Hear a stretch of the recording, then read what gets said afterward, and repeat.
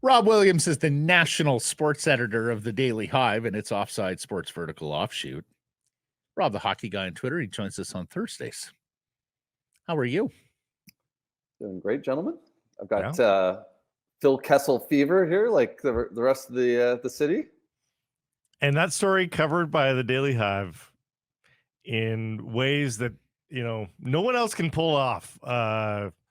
The fervor over, like, Costco really trended in Vancouver because people were excited about the proximity of the hot dogs for Phil.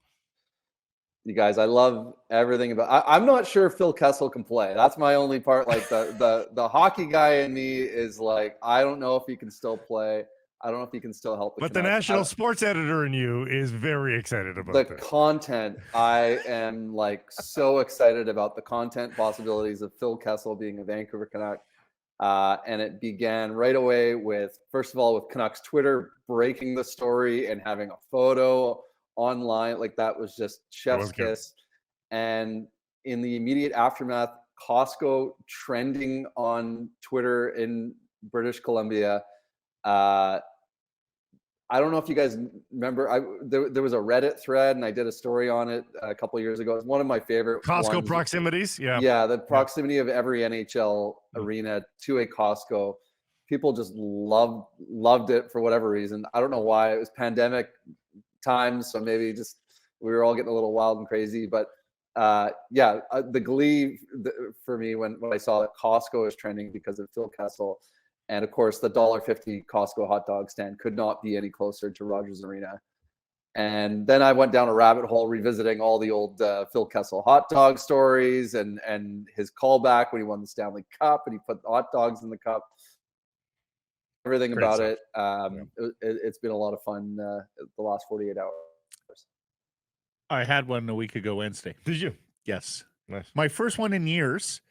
And I got to say, I'll hand it to Costco.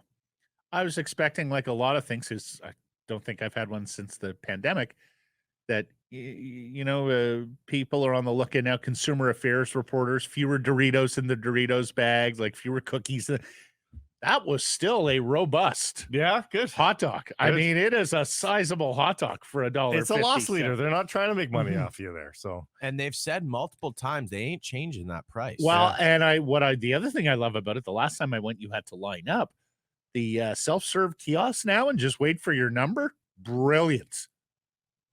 I was like 45 seconds and I had my meal. It was incredible. Lots to like there. Costco, call us. Free advertisements will be ending soon. The Zapruder film from YVR didn't show us much about the physique, but what'd you make of the actual footage from Abbey practice? Do you have confidence he'll be a Vancouver Canuck?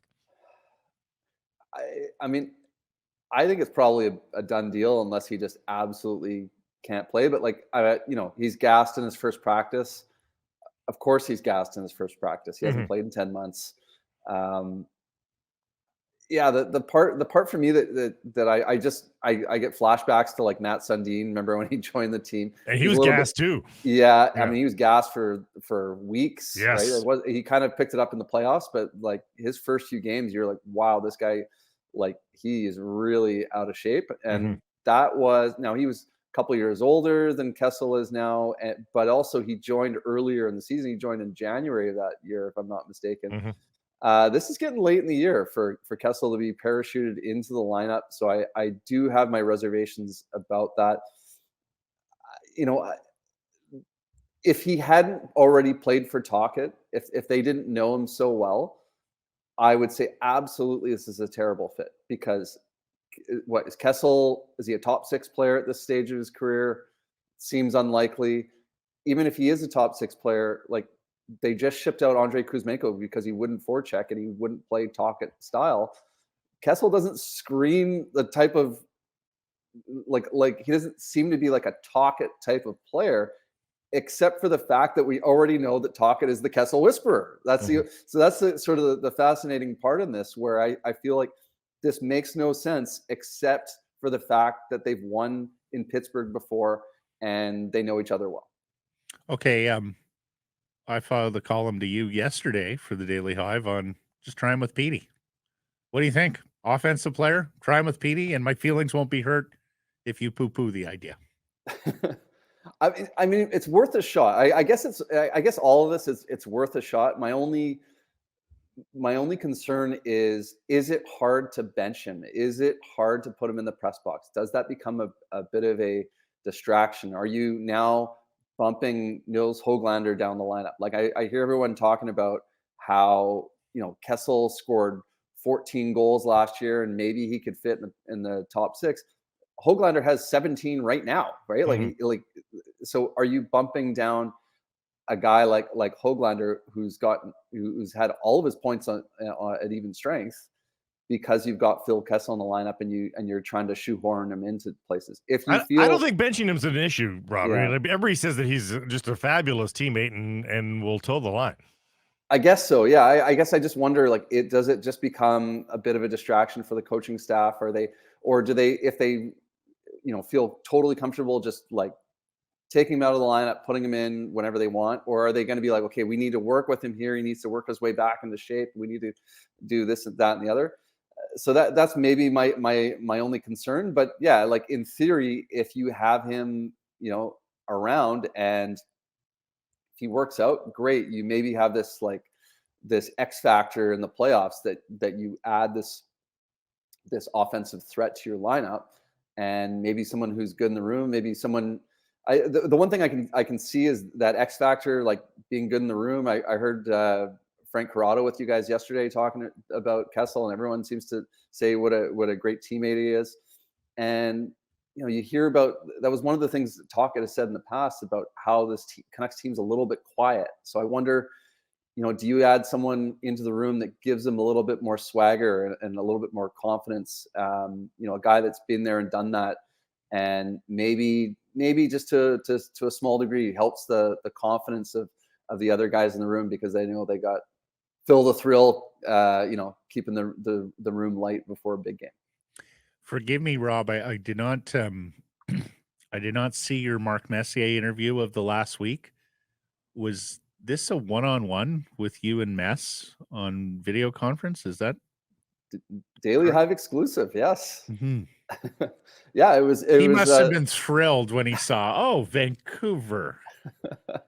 I don't know if he knew I was coming in from Vancouver or not. So full disclosure, this is through a PR campaign with Lay's potato chips.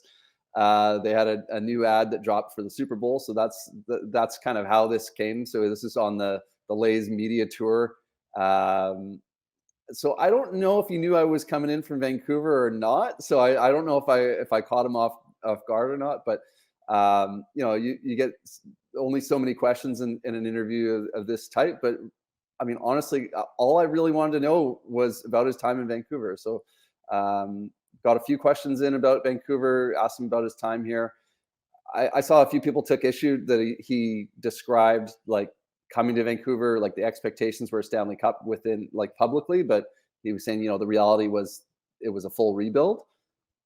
I think there's different ways to look at what he meant by that quote, because of course the full rebuild began after he got here, right? Like people thought that he was coming here to win. So I don't think anyone thought it was going to be a rebuild, but of course that's what it was. And to be fair to the situation, like I think the expectations going into that first Messier season were completely unrealistic.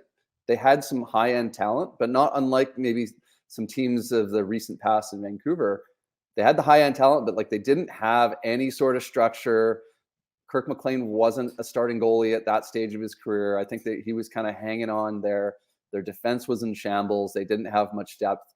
So to be fair to that situation, it was, I think that was a difficult situation, but I also don't think that Messier helped matters by the way he came in. The goalies that year, by the way, Urbe, Snow, Burke, McLean, and Hirsch, all of those goalies played in the Canucks. Like those are all certified National Hockey League goalies. They had 5 of them. There's that's unbelievable. But you're right. They had McGillney, they had Bure, they had an early Naslund, Lume, Olin, Hedekin still.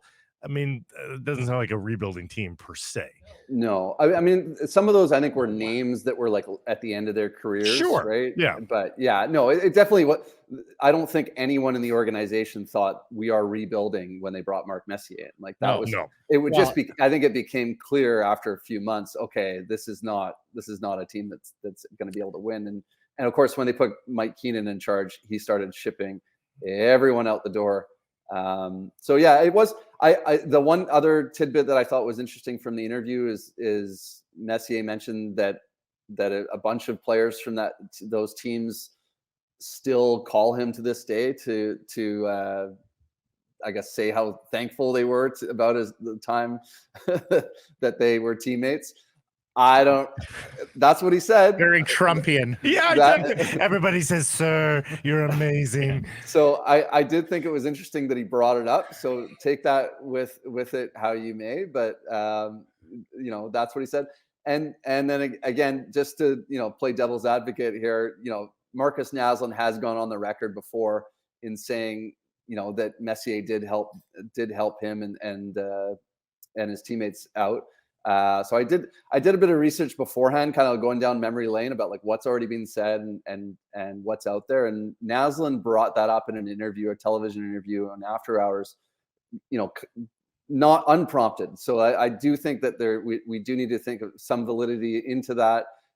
This sounds like I'm like the biggest Mark Messier fan in the world, but like, guys, like like everyone else that was in Vancouver during that time, I don't remember his time in Vancouver fondly. Another thing that I thought was interesting from the interview was that he kind of talked about the thing that he'd changed, like the thing that he wished he hadn't done when he came to Vancouver. And that was taking the C from Linden. If he had done it differently, he if he got a do-over, he would not have taken the C right from the get-go. And he, effectively, I think, confirmed what had been reported was that, there was a split. There were people that were loyal to Linden, and so I don't know if it would. I don't think it would have gone over much better if he had came in as not as the captain. I think that there was always going to be a split in the room, but that's what he said. He has said that before with regards to the C and Trevor.